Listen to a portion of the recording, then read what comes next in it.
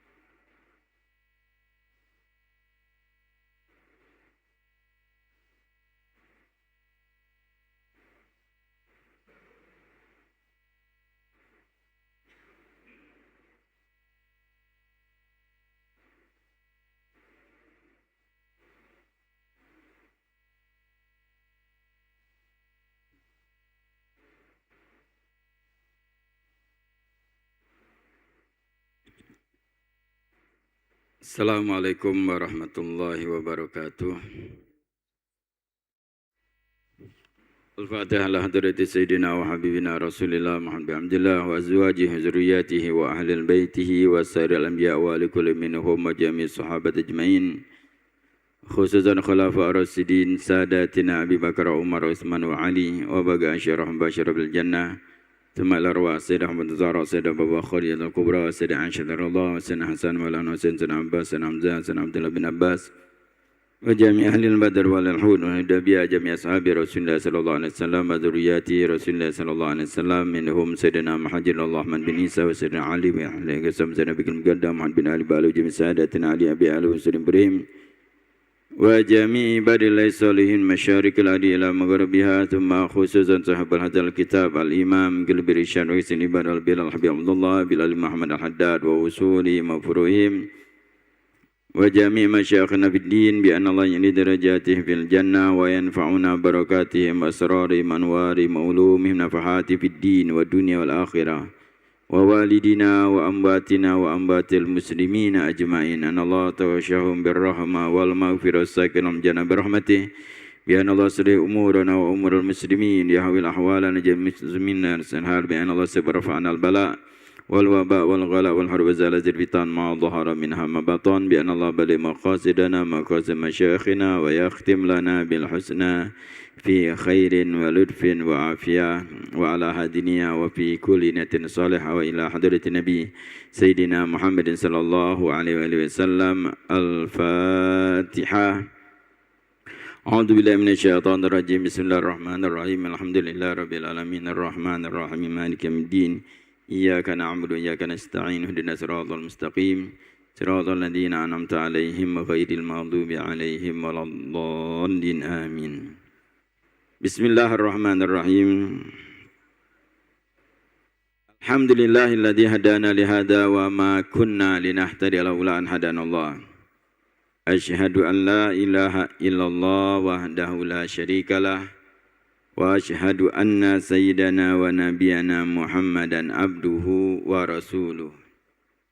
Allahumma salli wa sallim wa barik ala sayyidina Muhammad النبي الكامل وعلى آله كما لا نهاية لكمالك وعدد كماله أما بعد فقد قال الإمام حداد رضي الله تعالى عنه وأرضاه في كتاب النصائدينية والصنمانية إلى أن قال وأما الاتساع في العلوم الدينية النافعة والاستكثار منها وزيادة على قدر الحاجة فذلك من أعظم الوسائل إلى الله وأفضل الفضائل عند الله ولكن مع الإخلاص لوجه الله في طلب العلم ومعامل طالبات النفس بالعمل بما تعلم وتعليمه لعباد الله مريدا بذلك كله وجه الله ودار الآخرة وتلك المرتبة هي التي تلي مرتبة النبوة وجميع مراتب المؤمنين وأنزل منها فإن العلماء العالمين هم الواسطة بين رسول الله صلى الله عليه وسلم وبين المسلمين. ومعشر الآباء والإخوان wal ummahat wal akhwat hadirin wal hadirat mustami'in mustami'at rahimakumullah. Terlebih dahulu kita bersyukur kepada Allah atas nikmat yang Allah berikan kepada kita, terutama nikmat iman dan nikmat Islam serta nikmat taufik dari Allah Subhanahu wa taala. Diberikan kemampuan kita di siang hari ini melaksanakan solat zuhur berjamaah, berzikir, berdoa, i'tikaf dan menghadiri majlis ta'lim ini. Mudah-mudahan amal ibadah kita diterima oleh Allah Subhanahu wa taala. Panjangkan umur kita dalam taat kepada Allah Subhanahu wa taala. Amin ya rabbal alamin. Dan juga kita bersyukur di hari ini, hari kemerdekaan bangsa Indonesia. Mudah-mudahan hakikat merdeka didapatkan dari segala macam kalangan dan kita menjadi hamba yang mensyukuri, dan ini salah satu nikmat dari Allah Subhanahu wa taala. Tidak lain mensyukuri nikmat kemerdekaan adalah taat kepada Allah Subhanahu wa taala. Bertaubat kepada Allah Subhanahu wa taala dan memohon ampun kepada Allah Subhanahu dari segala macam kesalahan, dan kita doakan para pahlawan kita mendapatkan kedudukan di sisi Allah Subhanahu wa taala. Hari kemerdekaan jadikan momen untuk kita mendoakan para pahlawan, mendoakan mereka yang telah berjuang mengorbankan harta dan nyawa mereka untuk kemerdekaan bangsa Indonesia. Pada kesempatan hari ini, kesempatan majlis ini, marilah kita membacakan surat Al-Fatihah. Kita niatkan untuk para pahlawan kita mendapatkan kedudukan di sisi Allah Subhanahu wa taala, dan insya-Allah kita meneruskan perjuangan mereka agar bangsa Indonesia mendapatkan ketentraman, kemakmuran sebagaimana yang diinginkan oleh para pahlawan kita. Al-Fatihah. Ila arwah jami'un syuhada fi Indonesia, khususan fi Palembang Darussalam, bi anallah ini darajatin fil jannah wa yanfa'una barakati misrari manwari mul manfaati fid din wal akhirah. Inallahu ighfir lahum warhamhum wa yaskinul jannah wa ala hadinya wa fi kulli niyatin salihah wa ila hadratin nabi sayyidina Muhammadin sallallahu alaihi wasallam. Al-Fatihah. A'udzu billahi minasyaitonir rajim. Bismillahirrahmanirrahim. Alhamdulillahirabbil alamin arrahmanir rahim maliki yaumiddin. Iyyaka na'budu wa iyyaka nasta'in. Ihdinas siratal mustaqim, siratal ladzina an'amta 'alaihim ghairil maghdubi 'alaihim waladdallin. Amin. Hadirin wal hadirat yang dimuliakan Allah Subhanahu wa taala. Melanjutkan di dalam kitab An-Nasaidiniyah wal Wasail Amaniyah susun oleh Imam Haddad radhiyallahu taala anhu wa radha. Masih berkenaan dengan kewajiban di dalam menuntut ilmu, yaitu dasar daripada kita beramal, modal daripada untuk kita bertakwa kepada Allah Subhanahu wa taala. Pertemuan yang lalu telah kita bahas berkenaan dengan ilmu yang wajib dituntut,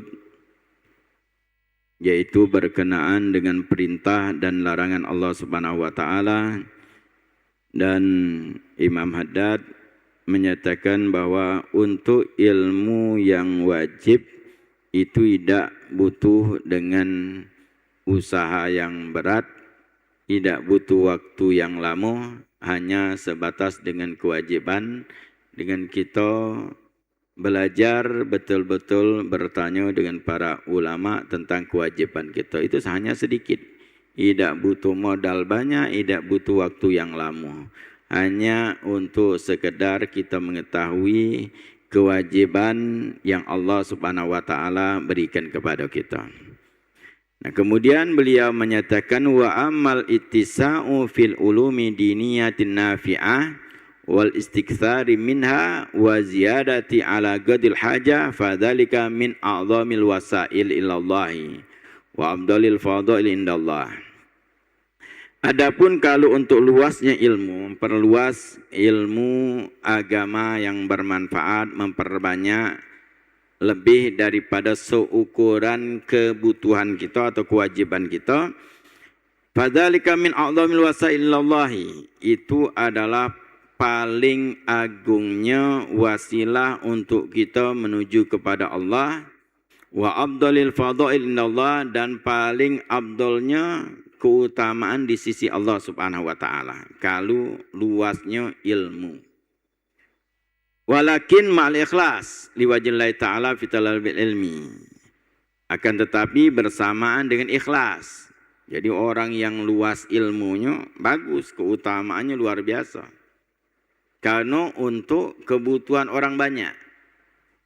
Makanya ilmu itu kalau untuk kita pribadi hanya sedikit untuk kebutuhan kita, tapi kalau kita belajar untuk yang lain juga, itu maka butuh waktu yang lama, butuh ilmu yang luas. Nah, makanya memperluas ilmu ini sangat utama di sisi Allah Subhanahu wa taala. Tapi bersama dengan ikhlas karena Allah, bukan karena yang lain. Fi talabil ilmi, pada saat mencari ilmu tadi, ikhlas karena Allah. Jadi bukan karena urusan lain, bukan karena urusan dunia. Bukan nak kepengen cari kedudukan, mencari jabatan, mencari harta. Karena Allah Subhanahu wa taala. Itu yang pertama, mendapatkan kedudukan ini adalah pertama niatnya. Makanya di dalam kitab-kitab berkenaan dengan masalah thalabul ilmi, menuntut ilmu, di antara Imam Ghazali radhiyallahu taala anhu wa arda, dalam kitab Ihya Ulumuddin, dalam kitab Bidayatul Hidayah, beliau sangat menekankan di dalam menuntut ilmu itu dengan niat yang baik. Niat karena Allah Subhanahu wa taala. Wa ma'amu talibatin nafsi bil amal bima ta'lamu wa ta'limahu li ibadillahi muridan bidzalika kullahu wajhullahi wal dar akhirah. Dan bersamaan dengan niat karena Allah juga harus menuntut dirinya untuk mengamalkan ilmu. Mengamalkan ilmu yang dia ketahui dan mengajarkannya kepada hamba-hamba Allah Subhanahu wa taala. Hanya karena Allah mengajarkan. Nah, ini baru kedudukan yang luar biasa. Ini dinamakan kedudukan ulama al-amilin, mukhlisin, ulama yang mengamalkan ilmunya ikhlas di dalam beramal. Ini kedudukan yang istimewa.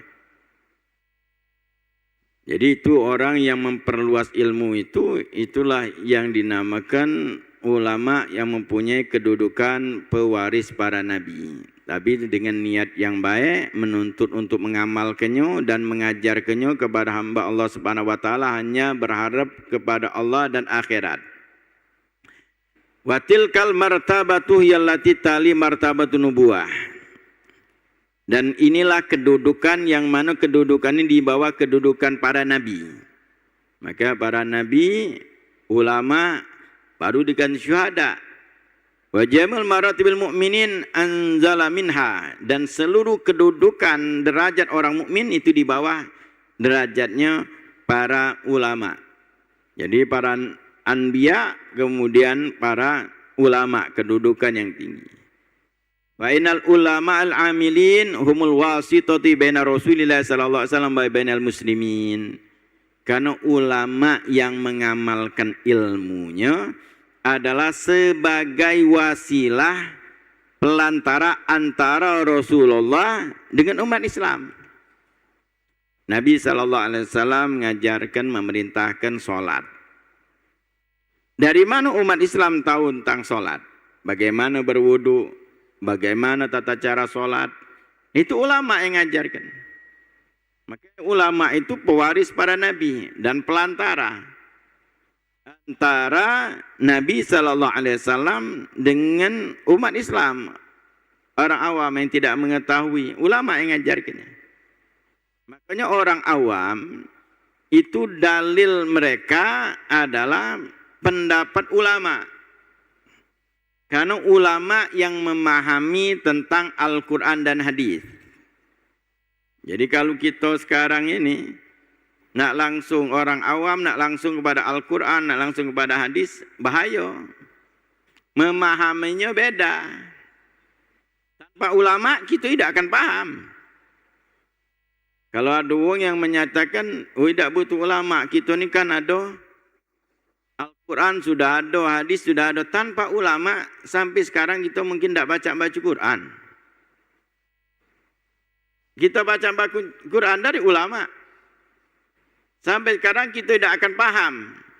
Kalau kita ngomong sudah ada Al-Quran, terjemah. Yang terjemahkan itu ulama.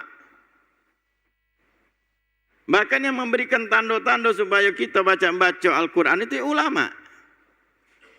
Yang menulis hadis, yang kita sekarang kita baca hadis. Dari mana yang nulis hadis? Ulama. Jadi kalau ada orang yang menyatakan tidak perlu ulama, langsung pada Al-Quran, itu bohong. Tidak mungkin.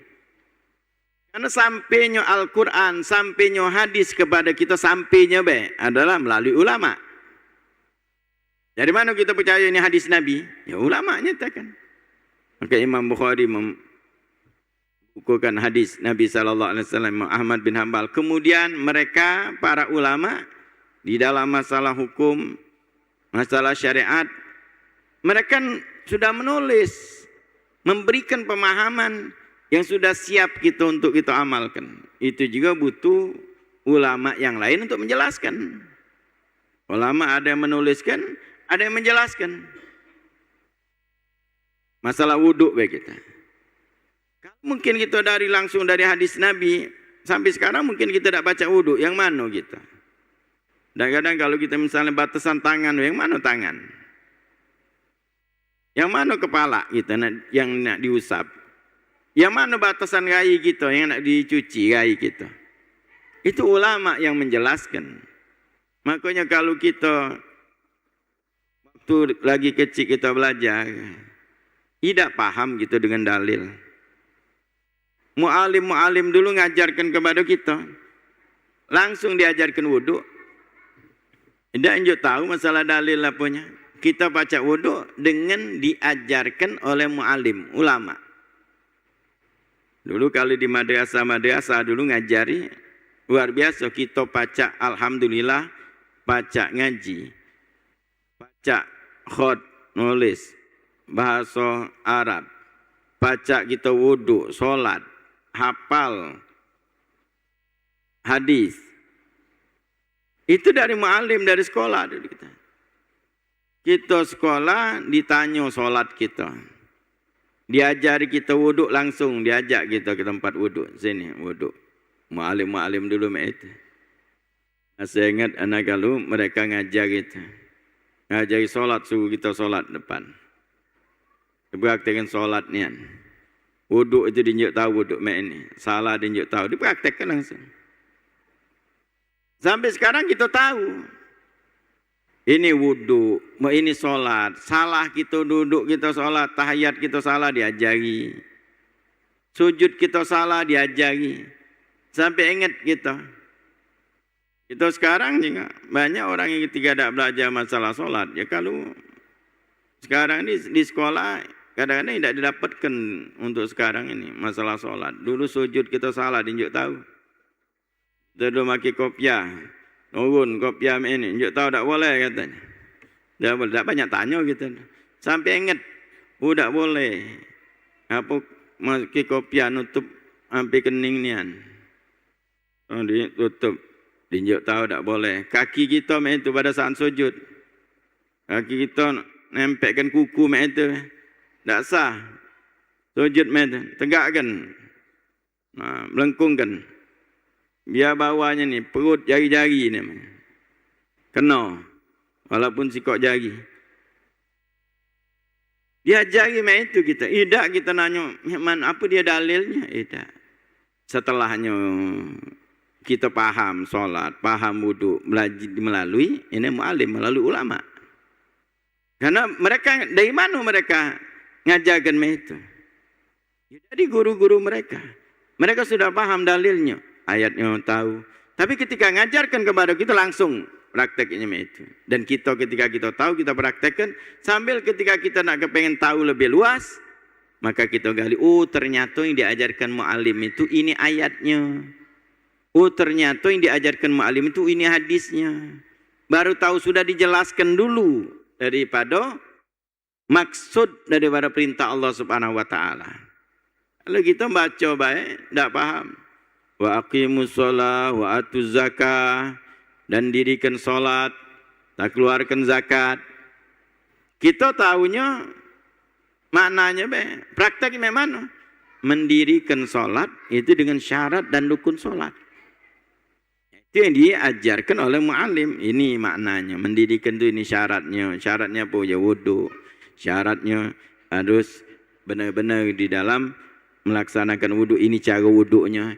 Itu cara para mu'alim dulu ngajarkan. Makanya ulama itu adalah pelantara antara Rasul sallallahu alaihi wasallam dan muslimin.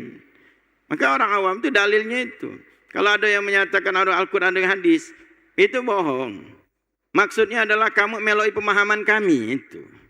Karena ayat Al-Quran dan hadis butuh pemahaman. Kalau menyatakan tidak usahlah meloi pemahaman ulama, berarti pemahaman dia yang ngomong itu.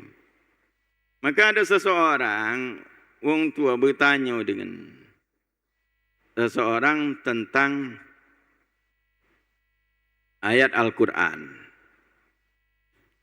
Maka yang ditanya tadi nyatakan tentang hukum dia bertanya. Maka yang ditanya tadi menyatakan aku akan berikan jawaban dari Al-Quran, hadis atau dari pendapat ulama. Ini wong yang tadi bertanya tadi ngomong, aku minta pendapat ulama. Kenapa tidak ada dalam Al-Quran dan hadis? Dia katakan. Maka orang yang bertanya tadi ngomong, aku lebih percaya dengan ulama yang terdahulu yang sudah memberikan penjelasan daripada dengan engkau yang langsung akan menjelaskan dengan Al-Quran hadis juga butuh penjelasan. Penjelasan inilah namanya pemahaman. Aku lebih yakin dengan pemahaman para ulama terdahulu. Karena ulama itu tidak akan dia mengucapkan, memberikan hukum kecuali melalui Al-Quran dan hadis. Maka kita dalam ilmu fikih, kitab-kitab yang sering kita baca dalam ibadah itu adalah kitab Safinatun Najah. Kitab kecil disyarahkan macam-macam ulama. Di antara ulama mensyarahkan ulama Indonesia adalah Al-Imam Nawawi Al-Bantani. Itu kitab Kashifatus Syaja'. Syarah Safinatun Najah. Imam Nawawi nulis dengan bahasa Arabnya. Kitab-kitabnya dibaca seluruh dunia.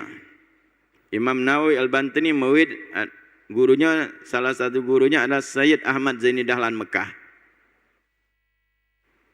Beliau menjelaskan dalam kitab Kasih saja itu, tidak ada namanya dalilnya, tidak. Fardu wudu ada 6. Dijelaskan.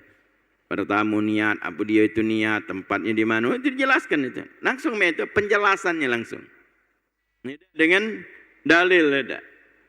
Bapak itu tadi kalau dalil kita ini apalagi baca hadis, berapa banyak kita ketika membaca hadis kita memahami dewek salah di dalam mempraktekannya.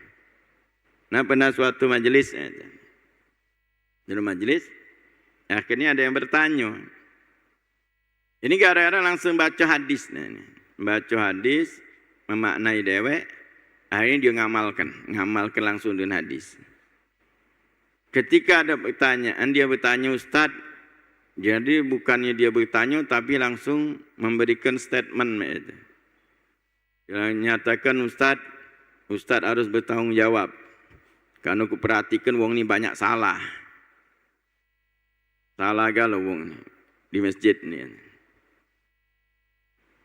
Aku pernah baca hadis sahih, aku tidak hafal bahasa Arabnya katanya. Aku tahu artinya, tidak ada solat habis asar.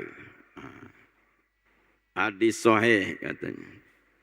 Aku perhatikan banyak wong ni habis asar solat. Habis asar solat.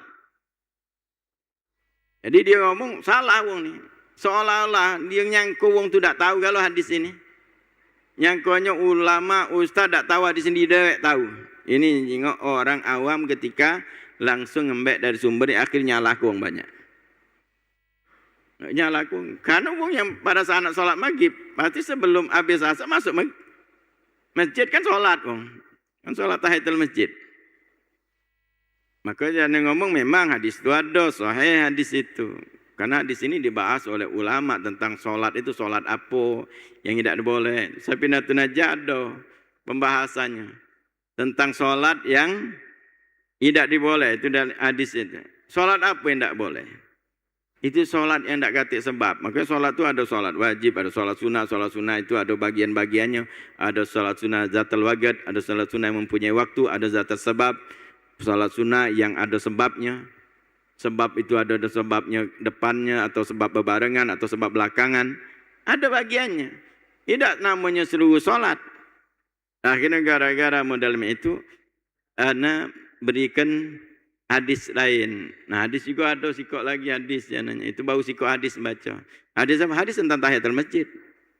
Apabila salah seorang di antara kalian masuk masjid, jangan duduk kecuali solat 2 rakaat. Nabi juga ngomong hadis sahih, solat 2 rakaat. Nah, cobalah jangan renungkan 2 ikut hadis ini. Sekiranya jangan 2 ikut hadis itu yang kita pahami. Apa yang harus kita lakukan? Duduk juga tak boleh. Karena larangan. Masuk masjid pun nak solat maghrib, masuk masjid. Ya, kalau orang yang sudah sekitar itu masuk masjid, habis asar. Biasa masuk masjid. Kalau dia tadi ngomong tak boleh solat sama sekali, masuk masjid tak boleh solat. Nak duduk tak boleh. Ada larangan. Jangan duduk. Cobalah jangan renungkan baik. Kalau secara ini baik jangan. Dua ikut hadis itu baik kita tahu. Memang dalam hukumnya. Ya kalau maknanya kita, orang awam memaknai itu baca itu, oh ini berarti solat tak boleh, duduk tak boleh. Tegaklah tercegah sampai maghrib.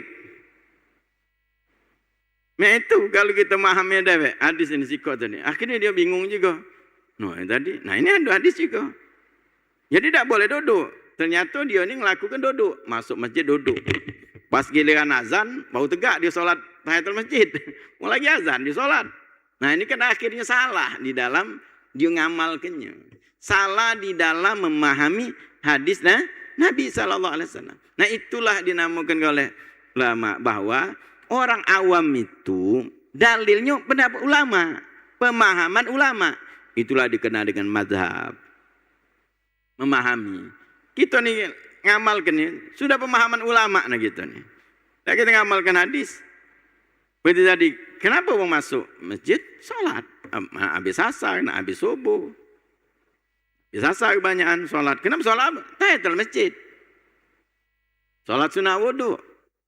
Maka dijelaskan di dalam kitab yang sudah dimaknakan dalam hadis-hadis tentang kitab Safinatun Najah, salat habis asar itu tidak boleh. Itu salat tidak boleh, salat sunnah mutlak.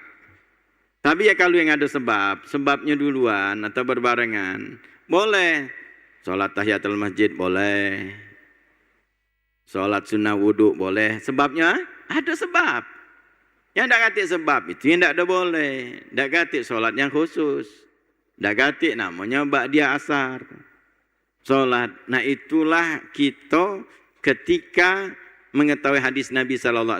Bukan berarti kita, ini hadis langsung ngamalkan. Makanya kalau orang yang ngamalkan langsung dari Al-Quran hadis, berubah-ubah terus dia omongannya. Kalau ulama itu sudah ngumpulkan sudah banyak macam-macam hadis. Kumpulkan, ini ada hadis ini, larangan ini, ini larangannya umum, ini ada khususnya. Itulah Imam Syafi'i dalam kitab Risalah. Risalah itu kitab namakan kitab usul fikih. Bagaimana cara mengambil hukum. Salat witir hukumnya sunnah. Dari mana baca sunnah? Nabi SAW tidak pernah meninggalkan salat witir. Nah itulah dalilnya. Ada dalil hadis. Ada sahabat Nabi SAW yang ketika dia belajar dengan Nabi, kemudian Nabi mengajarkan, maka dia menyatakan, aku tidak akan nambah lagi. Solat yang wajib 5 waktu. Nabi menyatakan, kau jadi selamat. Nah dari itu hadis menunjukkan solat yang wajib cuma 5 waktu. Yang lain sunnah. Nah sunnah ini ada urun sunnah yang dikuatkan. Nah itu dari pendapat ulama. Jadi ada namanya larangan haram, ada larangan